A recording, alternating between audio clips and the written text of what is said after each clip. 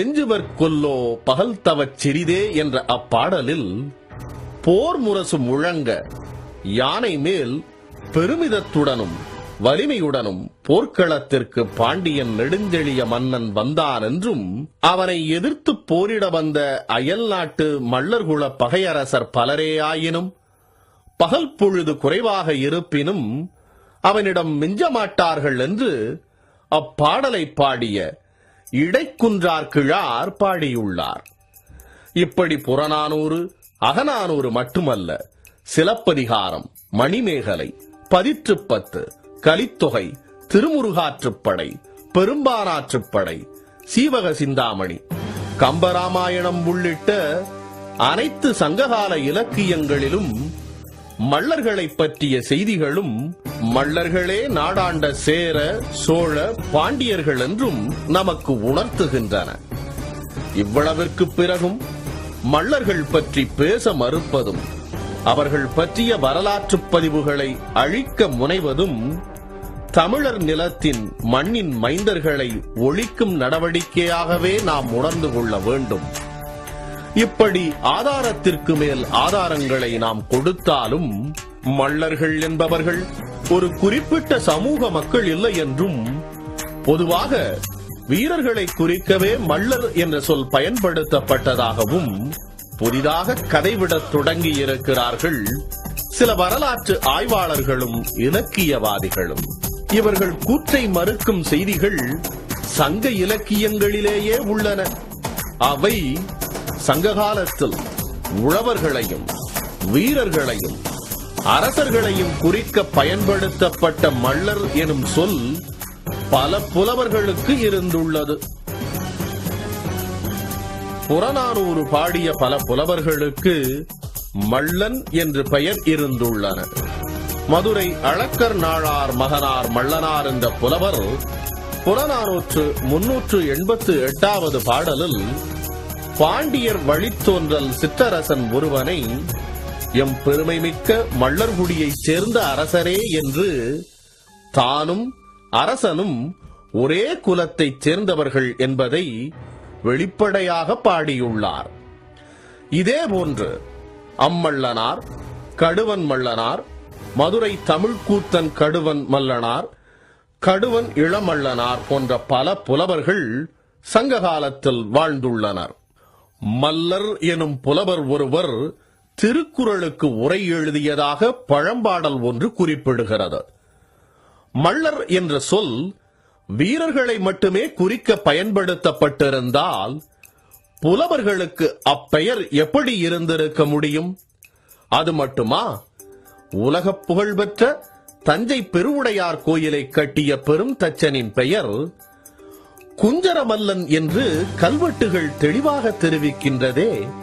வீரர்களை குறிக்க பயன்படுத்தப்படும் இச்சொல் எப்படி புலவர்களாலும் தச்சர்களாலும் பயன்படுத்தப்பட்டிருக்க முடியும்? இச்செய்திகள் மூலம் சங்ககாலத்தில் மல்லர் என்ற சொல் ஒரு குறிப்பிட்ட குல மக்களை குறிக்க பயன்படுத்தப்பட்டுள்ளதே தவிர மற்றபடி வீரர்கள் என்று பொதுவாக யாரையும் குறிக்க பயன்படுத்தப்படவில்லை என்பதே ஆகும். இதற்கு மேலும் சான்றுகள் வேண்டுமா? சங்ககாலத்தில் மட்டுமல்ல, நிகழ்காலத்திலும் தமிழகத்தை தவிர இந்தியாவின் மற்ற பகுதிகளில் மல்லர்கள் மல்லர் என்ற பெயரை கொண்டே வாழ்கிறார்களே. தெரியுமா உங்களுக்கு? இதோ தெரிந்து கொள்ளுங்கள். வால்மீகி எழுதிய வால்மீகி ராமாயணம், வியாசர் எழுதிய மகாபாரதம், ஹரிவம்சம் போன்ற பண்டைய வடமொழி நூல்களில் மல்ல வம்சத்தினுடைய நாடு பற்றியும் மல்ல பூமி, மல்ல ராஷ்டிரா பற்றி பல குறிப்புகள் உள்ளன.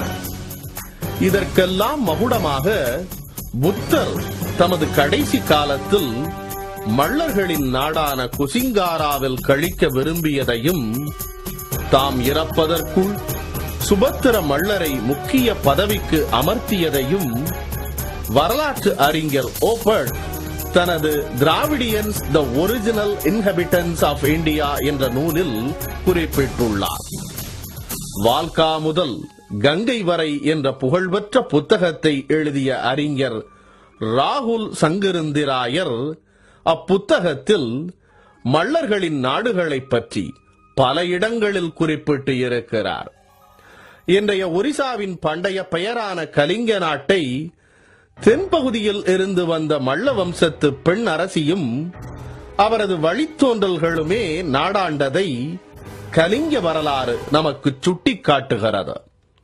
இப்படி புத்தர் காலத்திற்கு முன்பே தமிழகத்தில் மட்டுமல்லாது இந்தியா முழுவதும் மல்லர் நாடாண்ட வரலாற்றை மெய்ப்பிக்கும் விதமாக இன்றும் உத்தரப்பிரதேசத்திலும் ஒரிசாவிலும் வடமேற்கு இந்திய பகுதிகளிலும் மல்லர் என்ற பெயருடனேயே மக்கள் கூட்டம் வாழ்ந்து வருகின்றனரே.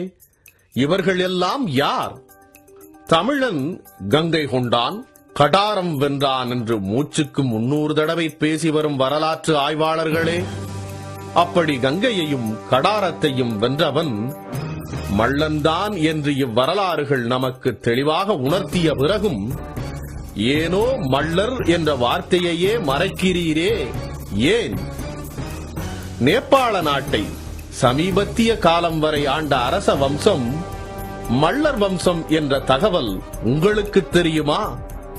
இன்றைய இந்திய தலைநகரான டெல்லிக்கு பழைய பெயரான இந்திரபிரஸ்தம் எப்படி வந்தது தெரியுமா? இந்திரன் எனும் பழந்தமிழ் மன்னன் ஆட்சி செலுத்திய நாடு என்பதாலும் இந்திர வம்ச மக்கள் வாழும் நாடு என்பதாலும் தான் அந்நகரத்திற்கு இந்திரபிரஸ்தம் என்றும், ஏன் இந்திய நாட்டிற்கே பெயர் வந்திருக்க வேண்டும். ஒரு காலத்தில் இந்தியா